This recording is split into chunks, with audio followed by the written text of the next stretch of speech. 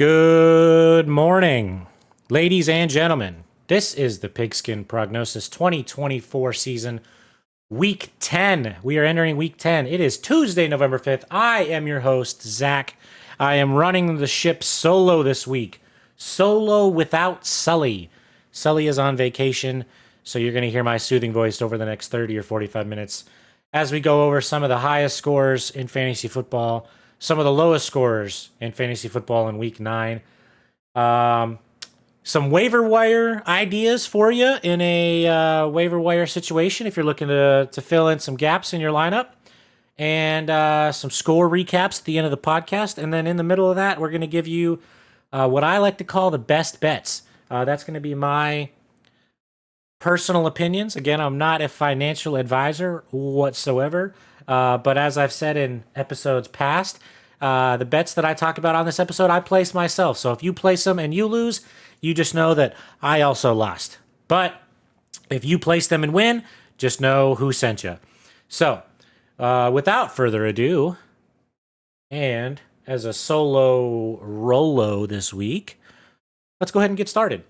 As always, please like, subscribe, comment, say hi, say hey, give us some feedback down below in the comment sections. It really helps us out. This podcast is growing a little bit bigger than I expected it to. So your viewership, your like, your comment, your share button really helps us out. We appreciate it. Sully and I love doing this. Even though Sully's not here, I can speak on his behalf. We actually really enjoy doing this. Next week, before I get too crazy away with how much we love doing this, next week we're going to bring a guest on, our first ever guest for the Pigskin Prognosis. So stick around next week. Come back and visit us next week for that. We're going to have a special guest on the podcast with us. But yeah, I'm Zach. This is the Pigskin Prognosis. Let's go ahead and get started with week 9 highest scorers.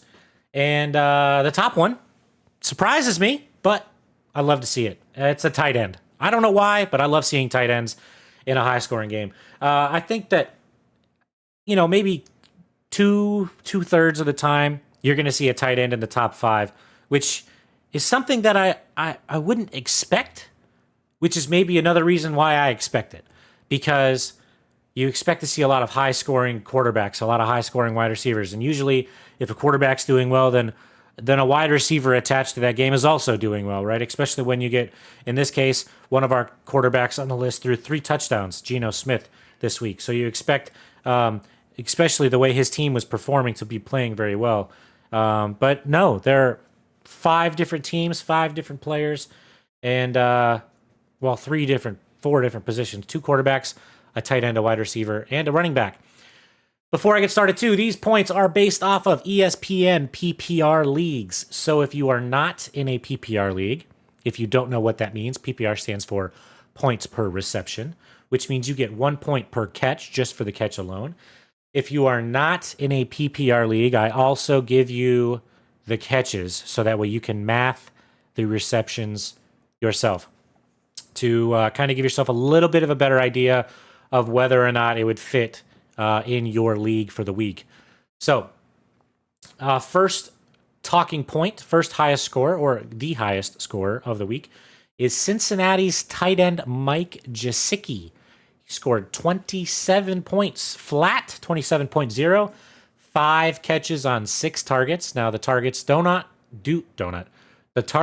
do not mean anything fantasy-wise, but it's good to know because then you can kind of predict whether he's catching a lot or dropping a lot of targets.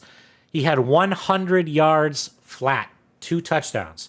That was his first and second touchdown of the season. It's good to see him get some workload in.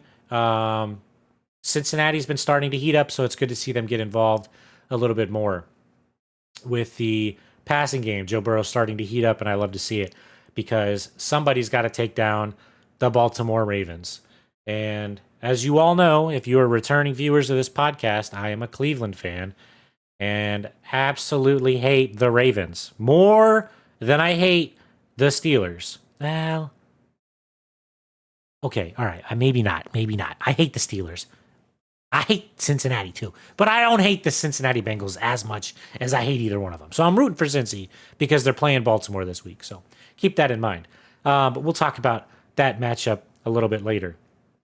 Okay, Mike Gesicki. Back to our Mike Gesicki. He has an average of 8.4 points this year, but that 27-point game really padded that stat. He's now ranked 13th amongst tight ends. And I kind of put that on the bubble of maybe if it's a good waiver wire pickup or not, just because I don't know if the workload's going to continue or if it was just an off week for Mike. So just keep that in mind, potentially, looking at whether or not that's going to be somebody that you need. But if you're short and you're looking for somebody due to injuries or bye weeks, look at picking him up.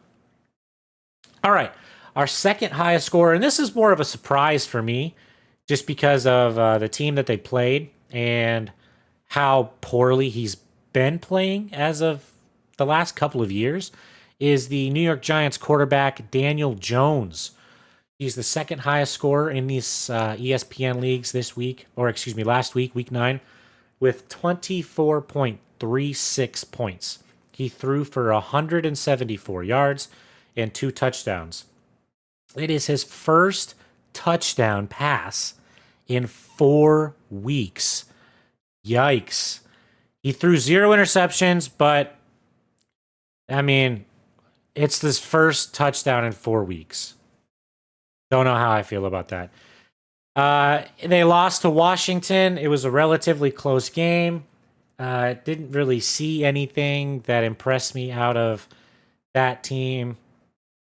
The Giants, they're scoring more points than I think a lot of their fan base was going to expect this year. I don't see it for Daniel Jones to be worthwhile in the later half of the season. His average on the year is 13.7, so it went up a good bit from this last week. He's 22nd ranked quarterback in ESPN leagues. I put a note on here that in all of his games in the season, just this season, 2024, he's either thrown 0 touchdown passes, which in the case of week 9, 8, 7, and 6 was the case, or he's thrown 2 touchdown passes. There's no other number in there that he's thrown. He hasn't thrown 1 touchdown pass in a game. He hasn't thrown 3 or more. So it's hit or miss with him. If you take out the 2 touchdown passes, you cut his points almost in half. You cut it down from 24 to 12. In ESPN leagues, a touchdown pass is worth... No, I'm sorry. A touchdown pass is worth 4. Still, cuts it down to 16 points instead of 24. So, just a talking point. I'd steer clear of him. I don't think he's a boy wonder that we all expected him to be, and I don't expect him to keep up these kind of high rolling numbers throughout the season. Not somebody that I would look at even if I'm desperate. 22nd rate quarterback, you're better off trying to roll for somebody like Jameis Winston and hope he has a good week, which we've talked about before. All right, our third highest scoring fantasy player of the week was kind of a disappointing loss for him, but accepted responsibility after making a lot of mistakes, but probably could have been one of the top scorers had he not thrown so many interceptions. This is Seattle's QB, Geno Smith. He threw 22.12 points, and he threw for 363 yards and 3 touchdowns. 3 touchdowns. But he negated half of those points with 3 interceptions. So, not a good time for Geno. He threw a 103-yard pick 6, which he blames himself, obviously, for the loss.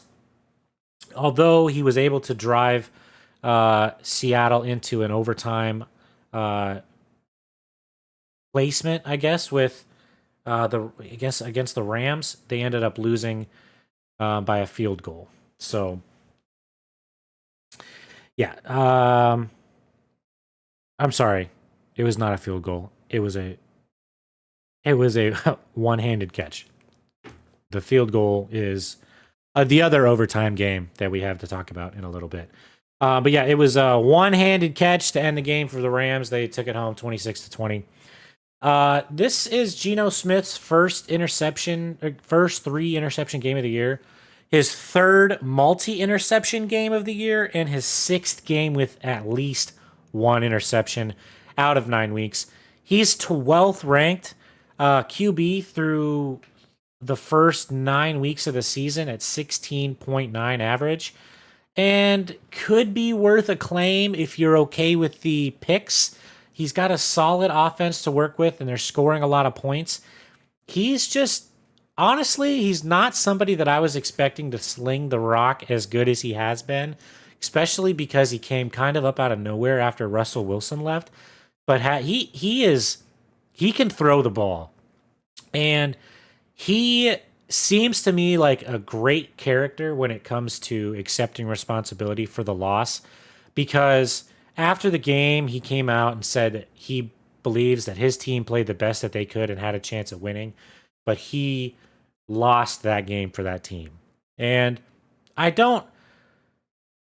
mean, a team is a team. I don't necessarily say he's wrong because he threw 3 interceptions and one of them was a pick 6, sure, but it was a 103-yard pick 6. Let's be real. Let's give some credit to the defense on that one. If it's, a pick 6 that he throws from his own end zone because he's trying to get out of it, whatever. It's a 5-yard pick 6, but a 103-yard pick 6 is a pretty big deal when it comes to the defense. So I credit the defense on that one. And if you take that interception away, the Rams don't score the points. And even if you stop, you stop the cornerback. I think it was the safety on that play. If you stop the safety on that play, then there's also potential for the defense to make a stop, maybe only make 3 points out of it instead. So, very, very good credit to him for taking responsibility for the loss. I'd like to see how he bounces back.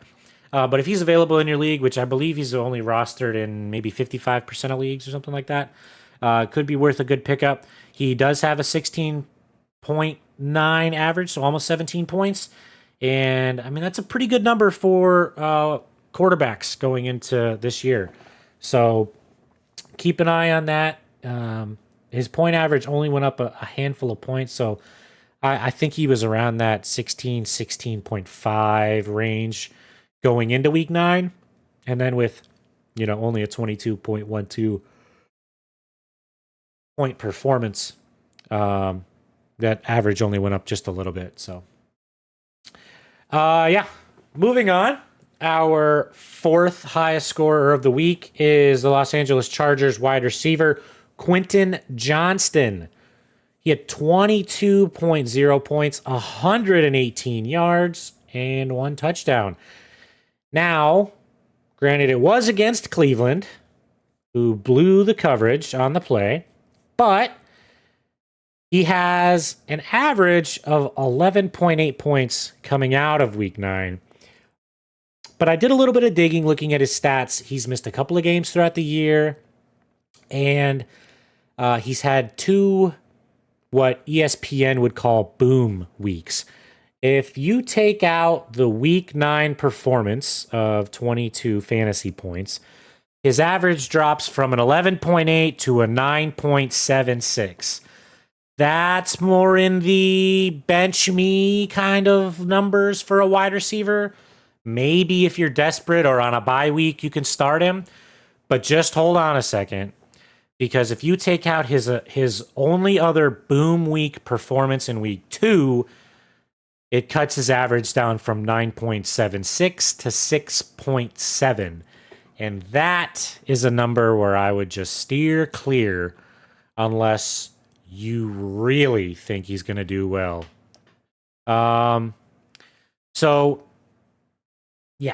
In those weeks, if I look at the numbers the right way again, also had some touchdowns associated with them.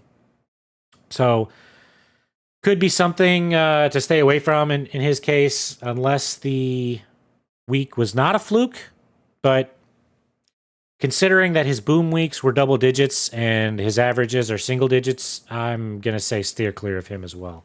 So I would stay away from Los Angeles Chargers wide receiver Quentin Johnston. And our last highest scorer of the week was America's team's running back, Rico Dowdle. Gotcha. You thought I was going to say Zeke. Rico Dowdle, which I think Dallas is good with giving him more workload. I think Zeke's performance in coming back is just not there. Rico Dowdle's workload has increased significantly over the last, I want to say 3 to 4 weeks. And you could see more of a booming performance from him, just because he's really only getting a lot of these points on the receiving side of things. He has he scored 21.7 points with 75 rush yards, 0 rushing touchdowns. He caught 5 of 6 targets for 32 yards and a touchdown, and his average of 12.7 is 36th ranked amongst running backs without a single rushing touchdown on the year. So if he starts getting a little bit more involved in the rushing game, which I don't know if Dallas is using him strictly as a receiving back, but I mean 75 rush yards, that doesn't strike me as just a receiving back. As 32 receiving yards doesn't really strike me as just a receiving back, especially on 5 catches, 32 yards. It seems more of like a safety net kind of receiving back, but no rushing touchdowns on the year, and he's ranked 36th as a running back on ESPN leagues. I think that's somebody that you could start to look into. Like I said, his average has been going up and up and up over the last 4 weeks. His workload has been going up and up and up. His rushing yards has been going up. His catches has been going up. And the kid is just cool to watch. So Dallas running back, Rico Dowdle, if you are in a pinch, or if you need to get rid of some dead weight on your team, look at picking him up.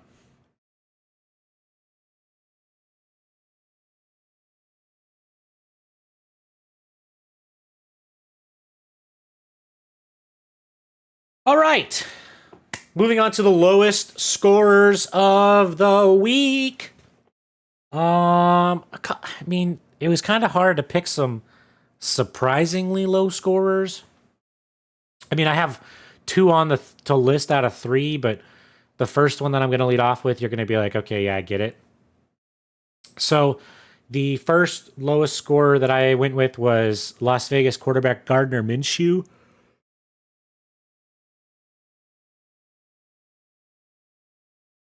He was projected at 11.0 points. He actually scored 2.96. However, he was benched mid-game and replaced by Desmond Ridder, who outscored him by, I want to say it was like 5 points. So you're looking at under 10 points for the Las Vegas quarterbacks combined in Week 9. And according to some reports, Minshew will likely not start next week for Desmond Ridder to get the opportunity to take the helm of Las Vegas. So I'm not too impressed with either one of their performances this week. Gardner Minshew I think he had a couple of good games a couple of years ago, and his name's out there. But Desmond Ridder is not striking me as one of those pick me up and play me right away kind of guys as a backup, especially if he's not given the thumbs up as a full-time starter yet. So we'll see looking forward. Our next lowest scorer, which actually did surprise me a good bit because he was told he would be starting in place of Anthony Richardson, which is the Indianapolis quarterback Joe Flacco. I have a special place in my heart for that man since he led Cleveland on that magical run into the playoffs last year, ultimately losing to Texas, but took over for an injured Deshaun Watson. He was projected at 13.4, and he actually scored 3.06. He played the entire game. He wasn't hurt. He wasn't benched. He threw one interception, which brings his points down from 5 to 3. Didn't throw or score a touchdown at all. He didn't lead his team on a touchdown drive. I actually think that the Colts didn't score a touchdown at all, if I'm not mistaken. I want to say yes, but I don't think that's the team that I'm thinking of. Nope, that they scored a touchdown, but it was a defensive touchdown. So no offensive touchdown for the Colts. They had the defensive touchdown and 2 field goals.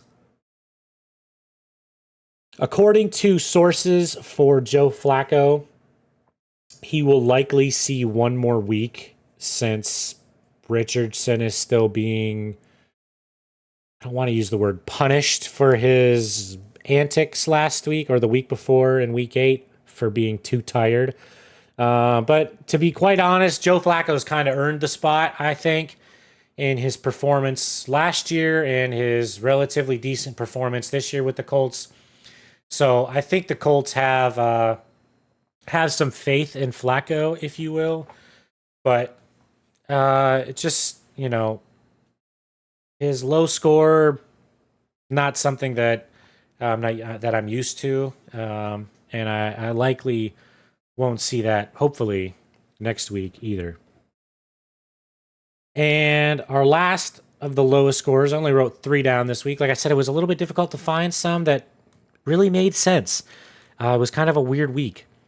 But the last lowest score, unfortunately, is a tight end.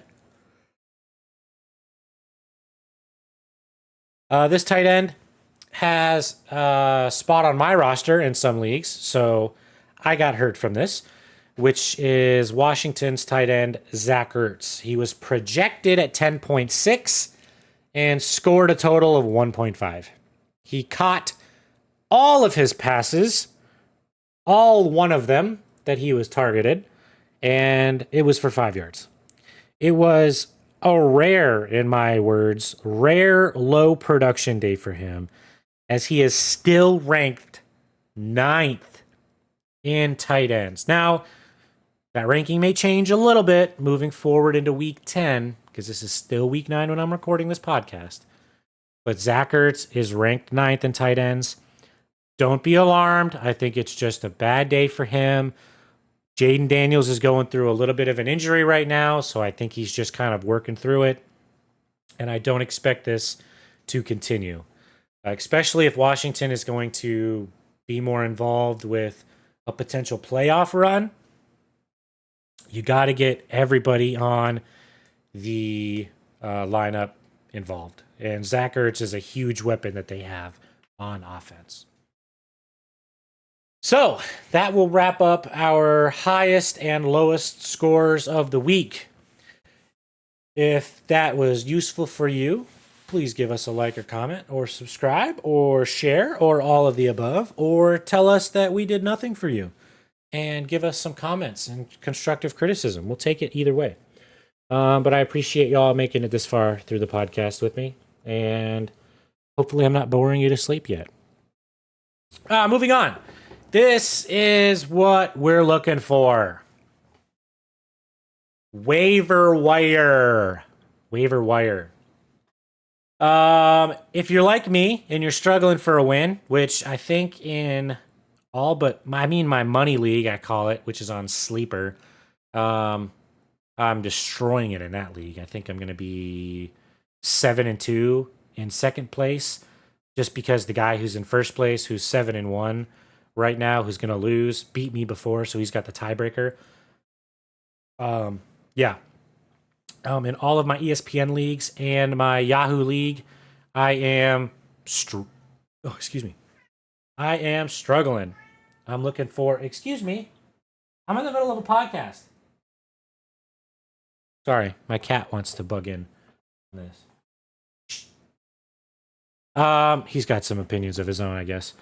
Yeah, if you're looking for a win this week to increase your playoff chances, which is something you need to start thinking about, because remember, the fantasy football season ends about 2 weeks before the regular football season. And that's because you got a lot of top scorers in the league that are making the playoff runs that aren't going to be available because they're going to be benched, because they're going to be saved for a potential Super Bowl run. So if you're going to start making moves and you're going to start looking at increasing those playoff odds, looking at your waiver wires. That's something that you're always going to have available all year. Trades are something different. Trade deadline, I don't actually know what that is. Let me Google that for you really quick. ESPN, fantasy football, trade deadline is November 29th. So we got 25 days. We're good. Let's just back it up. But waiver wire is going to be available to you all year. So now, granted, this is only week 10. We still have what is it? 7? Is it 17 weeks now, or is it 18 weeks of a football season? I think it's 17, 18. It's 18 weeks. 18 weeks. Holy cow, 18 weeks. So we're just past the halfway mark. We're at the high water mark, the eclipse, the something like that. The solstice, that's the word. We're at the 2024 football solstice. We're halfway there. The season is halfway over. But that means that fantasy football is pretty much more than halfway over. Because like I just said, fantasy football season ends about 2 to 3 weeks beforehand. So that's when you really, and before that, you're in the playoffs. So about 5 weeks from now, 4 or 5 weeks from now, your lineup needs to be set for that playoff run. So start looking at making those moves now. All right, moving on to what you guys need to hear to get that fantasy win this week. Waiver wire targets. The number one tight end, Cincinnati's tight end Mike Gesicki. I think he's an upcoming tight end that can easily take over the top target for Joe Burrow following this week's performance. 2 touchdowns and 100 yards flat, catching 5 targets, 100 yards. 5 targets, 100 yards. I think that's going to be great for him to make that performance, to make that, what do you want to call it? Make the push to be a number one target for Joe Burrow, especially in a relatively lackluster offense up to the last couple of weeks. So they're looking for a push. They're looking for that spark. And Mike Gesicki scored 2 touchdowns on their 41-point win over Las Vegas last week. Waiver wire target number 2, and I'm not saying this because I'm biased, even though I wrote a lot about him, way more than I wrote about any other of the waiver wire targets this week, is the Cleveland wide receiver. Did you guess Odell Beckham Jr.? Because you're wrong. He plays for Miami now. Cedric Tillman. And I looked at him because it surprised the heck out of me too. I looked at his numbers. I looked at other wide receivers' numbers. I looked at top wide receivers' numbers that you would consider to be a top wide receiver in the game this year. I believe that Cedric Tillman, over the last 3 weeks, is one of, if not, the hottest wide receiver in the NFL. And I say hottest in terms of points, not in terms of looks, even though... No, I'm not going to go there. I'm not going to open that door. He seems to be a good go-to for Jameis Winston. He scored 18.1 points in week 7. That was back when Jameis Winston took over. 28.9 points in week 8. And that was with 2 touchdowns. And 19.5 in week 9 with 1 touchdown. His yardage is not burning secondaries alive. He has yet to break 100 yards. He had 99 yards in week 8. But he's a top target. And he's getting targeted 10, 11, 12 times a game by Jameis Winston. So I expect to see the workload continue, and he's catching about 75% of those targets, which if you're in a PPR league is huge, because if he's making 8 to 10 catches a game, that's 8 to 10 points just in catches alone. And then you throw on a couple of yards, which is, I mean, he had, let's say, 60 to 99 yards. That's 6 to another 10 points. And then you throw a touchdown on top of that, which in week 7, he didn't even score a touchdown, and he still scored 18.1 points. And then you throw 2 touchdowns in his week 8 performance, and that was 28.9 points. So one of the top wide receivers, if not the top wide receiver, over the last 3 weeks, and a really good pickup, because I think a lot of people in fantasy leagues are steering clear of Cleveland right now. Pick him up. Look at him as a waiver wire. Pick him up. I'm going to pick him up. I'm already putting in the claim before you've even heard this podcast. I've already put the claim in. I've already done it. You've lost. If you're in a league with me, you've lost. You missed out. So sad, too bad. Should have done it. You missed out. But now, if you're not in a league with me, good news for you, he might still be available. So go pick him up. Put him in. That's not a hold him and pick him up and hold him. Look and see as his pro. No, pick him up and play this guy. He's scoring points. He's scoring touchdowns. And this is somebody, like I've been talking with Sully, Jameis Winston throws touchdowns. He also throws interceptions, but that's not going to hurt you if you have Cedric Tillman. Throw him in your lineup.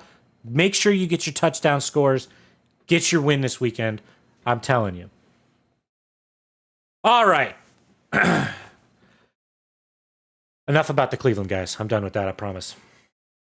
The next waiver wire target that I would look at, we already talked about him. His workload is improving, especially with an underperforming other half in the running back game. It is Dallas's running back, Rico Dowdle. I don't expect much in his run game. 75 yards this last week. That's the most. I think that's the most he's had all year. Definitely his best performance all year, and it's only getting better. I mean, the last 4 weeks have just gone up in workload and in fantasy points. So, yes, look at picking him up. If you're worried because Dak just went out, stash him, especially because Rico's a receiving back. Sure, that's a good safe play, if you will. But if you're on the bottom half of the playoffs, looking outside, looking in, and you're looking for a win in an in situation, that might be one of those things where I take out somebody that you really trust because they're not looking too good as of late and take a risk. And you might be surprised.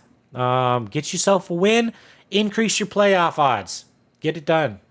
If you put both of those guys in, I mean, all 3 of the guys that I've mentioned so far are 3 different positions that cannot hurt you unless they fumble the ball. So picking up a tight end, a wide receiver, and a running back is only going to help you. Check it out. Go get yourself taken care of and get yourself a win this weekend.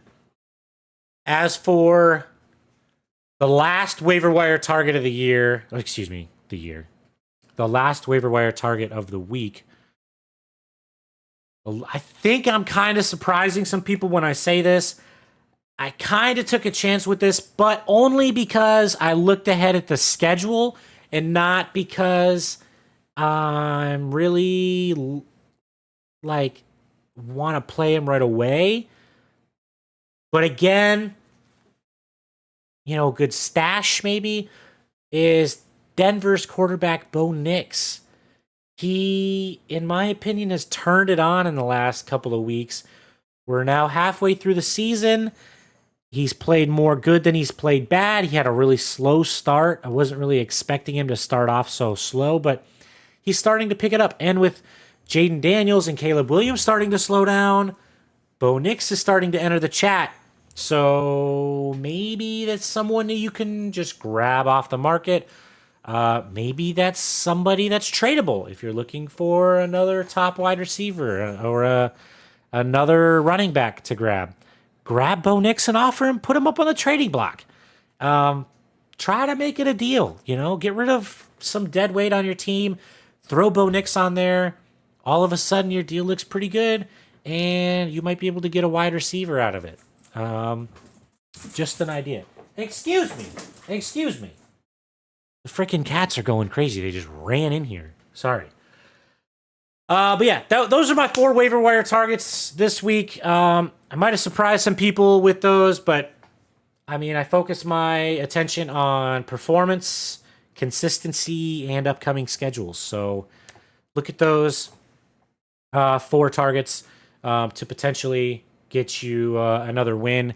Maybe not this week. Maybe some stash potential in Rico Dowdle and Bo Nix. Maybe some trade potential, but somebody that I would want to pick up to potentially get you a win and increase your playoff percentage. All right, now on to the money-making section. I got a couple of bets. The best bets. Place your bets here. I promised I'd come back and swing back and talk about it. We're going to talk about Cincinnati and Baltimore.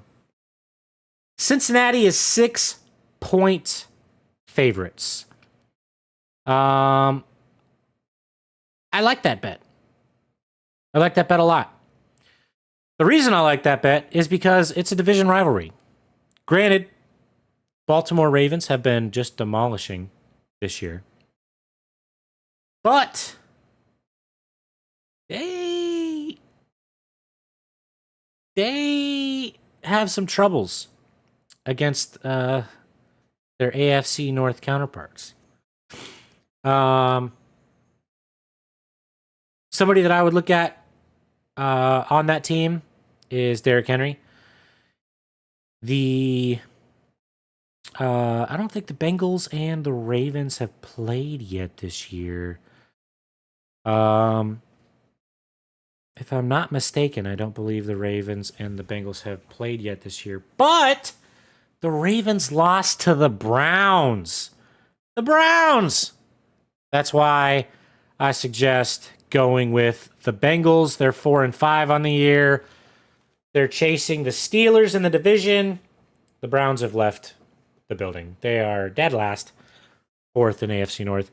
If my phone would load, I could tell you the exact schedule and see if they have played the Ravens. They did. That's right. The Bengals did play the Ravens October 6th.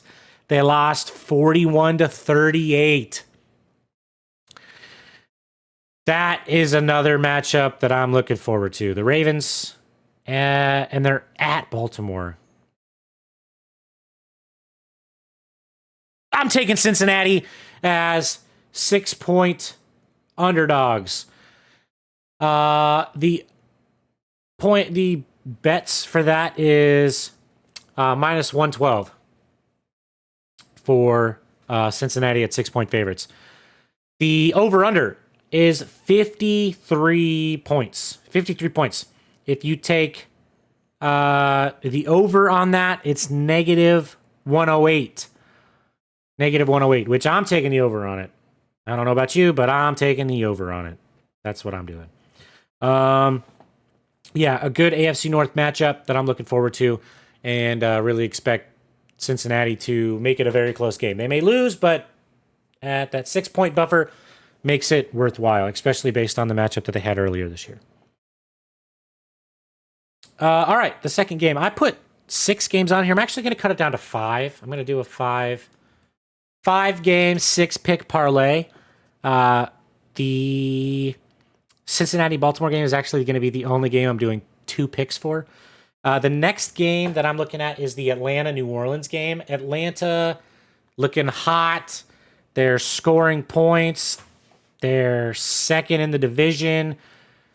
And their opponent, the Saints, I was about to say the Rams. The Saints, not so hot. Lost 7 straight. Lost a key wide receiver last game in a brutal injury to Chris Olave. Derek Carr took responsibility for that. Said he felt just gut-wrenched by the hit. If you follow social media, you probably saw that ex-wide receiver for the Saints, Michael Thomas, had some choice words to say to Derek Carr, in which Derek Carr just said, don't care about you anymore, really. Which we'll talk about that in just a little bit. But Atlanta is 3-point favorites at minus 122. I'm taking that bet at 3-point favorites. I don't think New Orleans Saints are going to go off on Atlanta. Kurt Coe, I believe, is just going to destroy them. It's just one of those days. Our third game that I would put a bet down on is Buffalo and Indianapolis. Buffalo is 4-point underdogs, and that is minus 110. They are in Indianapolis, but again, that's just one of those games that I think Indianapolis won't have it. Joe Flacco, love him to death. Decent quarterback. Josh Allen, slow start to Miami. I think he's going to kind of take that a little bit personal and not try to make those same mistakes, even though they scored 30 points. I think he's going to try to make a good start. Buffalo didn't score any touchdowns in the first half of this week. So I think that Josh Allen is going to make some changes and hopefully try to take that personal moving into that game in Indianapolis. I just realized, I'm looking at all my bets. I just realized I'm betting it all visiting team this week. Maybe that's a good thing. I'll go over all the bets with you at the end of it, but I picked all visiting teams this week. The next one, Minnesota at Jacksonville. Minnesota 4-point favorites at minus 110. I picked them over Jacksonville. Jacksonville, yes, they're scoring good, but Minnesota is just another hot team this year. Without the Detroit Lions doing what they're doing, Minnesota would be at the top of their division, but unfortunately, they do have the Lions in front of them, which I'm not hating on the Lions. I do love the Lions. I hate the Tigers, the Detroit Tigers, because I'm a Cleveland fan. But, you can't have it every way you want it. A little bit more of a Minnesota fan just because I like the purple colors. And I watched the Minneapolis Miracle happen live. So, yeah, kind of there. But whatever. Minnesota 4-point favorites, minus 110. And then the last best bets that I picked. So I don't like always picking the underdog, or not the underdog. I don't like always picking the favorites. I do enjoy a good underdog story. And looking at these two teams' performances over the last couple weeks, you might be like, oh, okay, yeah, it makes sense. But I went with the New England Patriots at 6.5-point underdogs over Chicago. And I just don't think Caleb Williams has it. These last 3 weeks, his performance has just plummeted down. And I just don't think it's worth it. I don't think his performance is there. And I think the New England Patriots, after a disappointing loss in Tennessee, after forcing overtime with no time on the clock, are looking for a win. So look for those 6 bets. If you put let's see here, I'm trying to look at my round robins here. If you do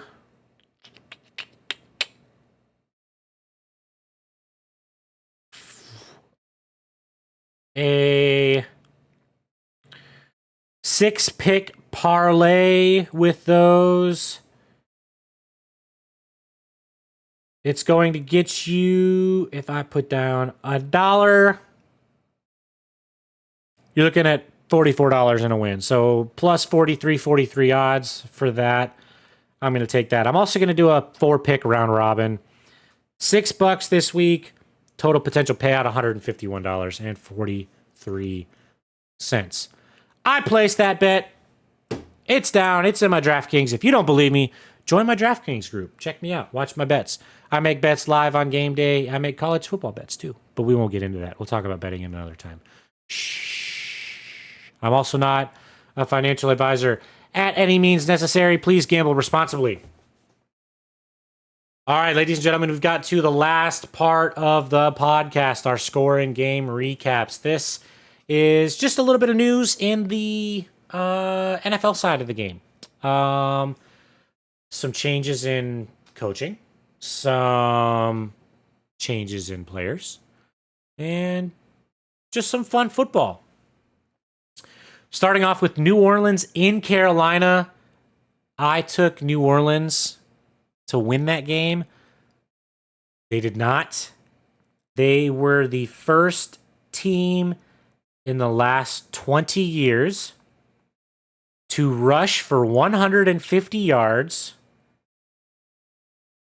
win the turnover game, and also have more yards than the other team by more than 150 yards and still lose. The first team in the last 20 years to do that. Aside from their loss, the record of teams that have those stats are 275 wins to 0 losses. If you throw in the New Orleans loss, it makes it 275 and 1. Immediately this morning, and I didn't read the note to see if it happened last night or this morning, but the Saints fired their head coach after their 7th straight loss of the season, and because they were tied with the Panthers in wins to loss each other. But Carolina has the tiebreaker somehow. I don't know how the gods figured that out. The New Orleans Saints are 4th in the NFC South. The Panthers take over 3rd place. Congratulations on the win, Sully. Your team still looks like shit, but you still win somehow. So if you're still listening to this point, congratulations.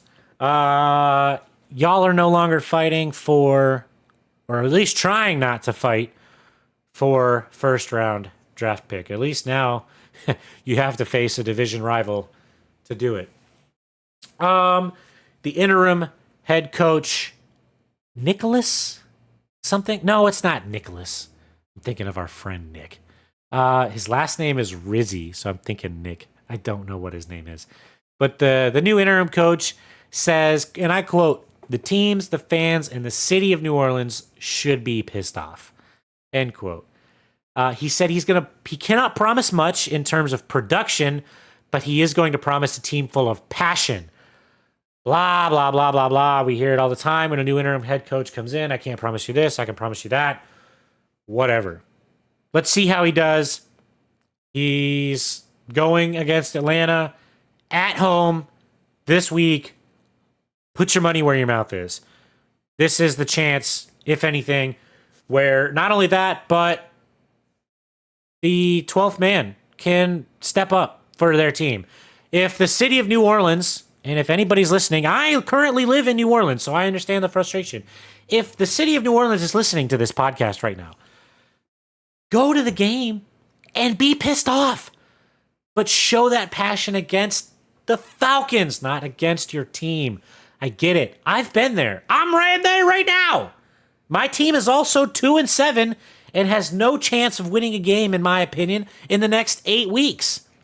But go out there, prove them wrong, show them what you can do, because you can be the difference maker in winning against the Falcons. And that would be absolutely huge for New Orleans to take over. So do that. Get out there. As for Derek Carr, like I said, he caught some flack from Michael Thomas, Saints ex-wide receiver, or ex-Saints wide receiver, for making a bad throw where Chris Olave got drilled and had a concussion. He was carted off the field and immediately taken to the hospital. I did see that he was released today, so that's good news. Actually, I think it was yesterday, if I'm not... No, it was today. He was released today. Well, I say today, as in Monday. But immediately had full control over his arms and legs before he was taken to the hospital. So good sign, good thumbs up for him at least. But I mean, if you watch the video, it was a brutal hit, and you could see he was unconscious for quite some time, and that's a scary sight, especially on a huge contact play like that. So, New Orleans is going to be hosting Atlanta Falcons next week.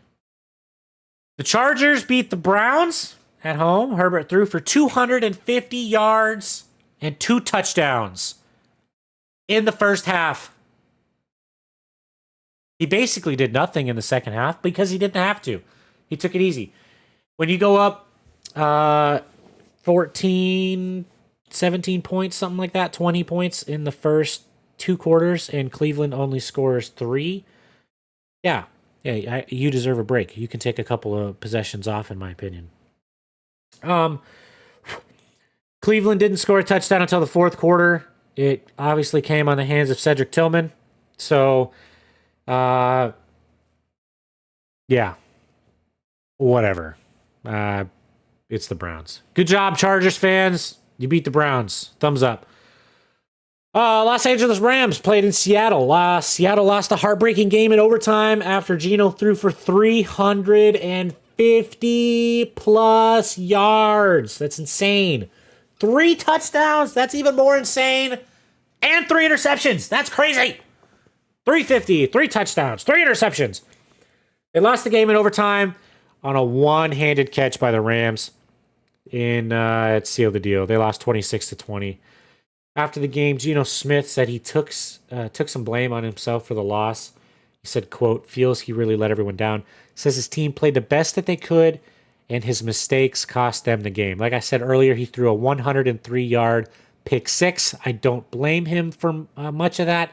Yes, he threw the pick, 103 yards. That means the safety's in the end zone. The safety's in the end zone. The wrong end zone. And then runs 100 yards the other way. You can't blame the quarterback much on that, right? You got a lot of people down on that side. A tackle should have been made, or potentially even gone down. Good game, fun to watch. Seattle fans are absolutely crazy loud. And I think, like I was just talking about the 12th man, Seattle's 12th man is just unbelievable. It's unfortunate that they lost, but yeah. The last and only other overtime game was New England in Tennessee. Tennessee had a lead for quite some time going into the last couple of minutes. New England came back, drove down the field, snapped the ball with 4 seconds left in the game. Drake May was in trouble. He kind of scrambled around a little bit, and then I watched this play happen. He looked like he just kind of threw the ball up and just was like, whatever. It honestly, when he first threw it with how high up it was and how like not across his body, but like towards our end of the field it looked like he was kind of throwing it away and just kind of like being like whatever. But out of nowhere, Ramondre Stevenson just looked like he was wide open and just caught the ball. Even though he ran for that ball. Like he saw it go up and was like, oh shit, I gotta make a play. And he went over and caught the ball. They tied it up. And unfortunately, they weren't able to make anything happen in overtime. Tennessee kicked a field goal to win. And last game recap kind of that I have for you is the Miami and Buffalo game. Really kind of looked like Miami was going to run away with it. Buffalo, like I said, didn't score a touchdown at all in the first half. Slow start. Didn't get a touchdown until the 3rd quarter, but they were able to turn it on at home and kick the game-winning field goal with 5 seconds left. Tua looked great. He threw for 231 with 2 touchdowns and had a passer rating of 124.9. Looked amazing. And one of the only plays that I saw was a play that he scrambled on and dove forward. And not going to lie, I was kind of expecting him to take a nap at the end of that play because his head is probably the most fragile thing in football. That and DeMar Hamlin's chest. So those two things collided actually in week 1 back when they played before. So yeah, and they played again. So who knows? But if he doesn't run, he doesn't scare me as much. He looked good, looked like a good quarterback. yeah, that was a pretty off game, and that's kind of why I said too that I'm taking the Buffalo Bills as favorites in this next week's upcoming matchup, since I believe that Indianapolis just doesn't have it right now, and I think that Buffalo is able to walk in there and kind of get a win. Oh, I didn't talk about this. I skipped kind of right over it. Back to the bets. I picked all visiting team this week. Cincinnati at Baltimore. I picked Cincinnati at 6-point underdogs. Atlanta at New Orleans. Atlanta at 3-point favorites. Buffalo at Indianapolis. Buffalo 4-point favorites. Minnesota at Jacksonville. Minnesota 4-point favorites. And New England at Chicago. New England at 6.5-point underdogs. Like I said, all those bets, as of, this is 9:30 on Monday the 4th, it was plus 43 odds. I don't expect that to shift much, but look for those odds. They always kind of change, and the halvesies kind of start adding in midweek. So, that's all I've got this week, ladies and gentlemen. We talked about the high scores. We talked about the low scores. We talked about the waiver wires. We talked about the bets, and we talked about some recaps. I believe I have said everything I need to say for you. And if I didn't, leave me a comment, call me out. If I missed something, leave me a comment, call me out. If this podcast helped you in any way, leave us a comment. We'll talk about that next week. If it didn't help you, leave us a comment. We'll read about it, talk about it next week.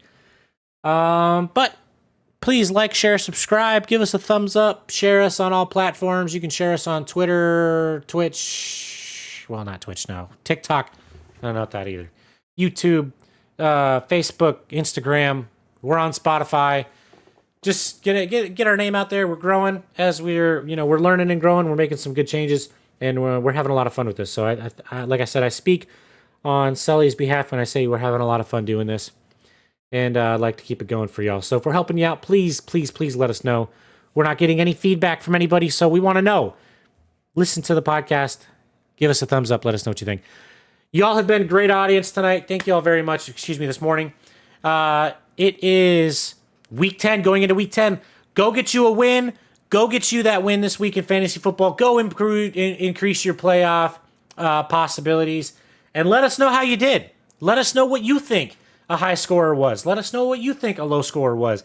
Give us a prediction. Let us know what you think is going to happen. Give us some bets. If you're making bets, let us know. Tell us. But that's all I have for you. I appreciate y'all hanging out for me. If you made it this long, thank you very much. And we will catch you all next Tuesday. Like I said, we will have a special guest next Tuesday. So come back, enjoy the podcast next Tuesday, and we will talk to you then. Y'all have a great day. Enjoy the fantasy football this week. Go get you that win.